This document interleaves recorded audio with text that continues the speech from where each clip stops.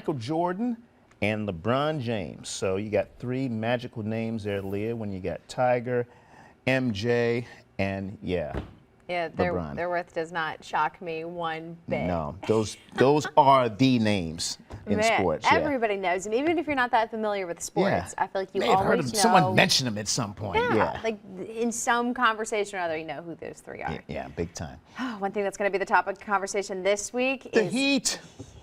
Oh my goodness. It's here, huh? It's coming. You know, normally we don't see temperatures this hot until a bit later in the season, and I think many of us would certainly be okay if it held off until August, but no, we're going to have the heat build this week.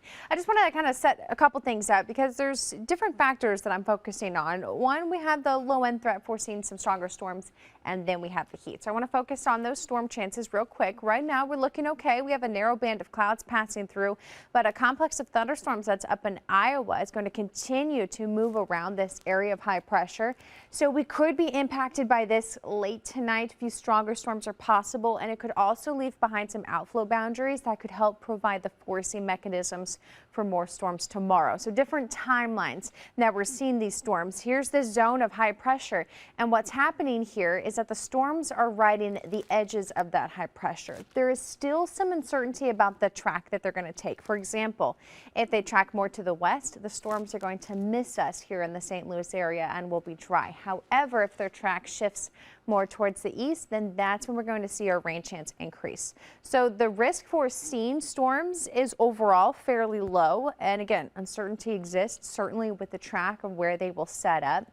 But it's not zero. So it's something I want you to be aware of Sunday morning and again Sunday afternoon, as we could get some redevelopment of those storms. And then certainly the other factor that I'm focusing on is going to be the heat. But given the storm track, we're in that lowest level risk category for seeing severe weather, threat level 1 out of 5, with 1 being the weakest, 5 being the highest potential.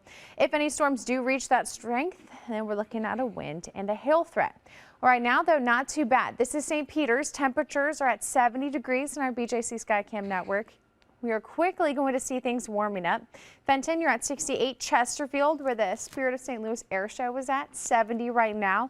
Well, we're going to be enjoying temperatures in the upper 80s. And this is actually the coolest day of the upcoming 7 for what we're going to be experiencing Monday through Wednesday. Weather alert days, not because of severe weather, but because of the extreme heat. And in fact, heat index values could push upwards of 110 degrees. So I'm just warning you guys, you want to be cautious outside. There is a risk this week for heat-related illness. And because of the fact that it is going to be so hot this early in the season, that is one of the reasons why we have alerted all of these days. So 94 tomorrow. Heat continues to build Monday, Tuesday, and Wednesday. We could even break a few records. So coming up within the next half hour, I want to dive a little bit deeper into why we're going to be experiencing the heat next week and just kind of give some stats.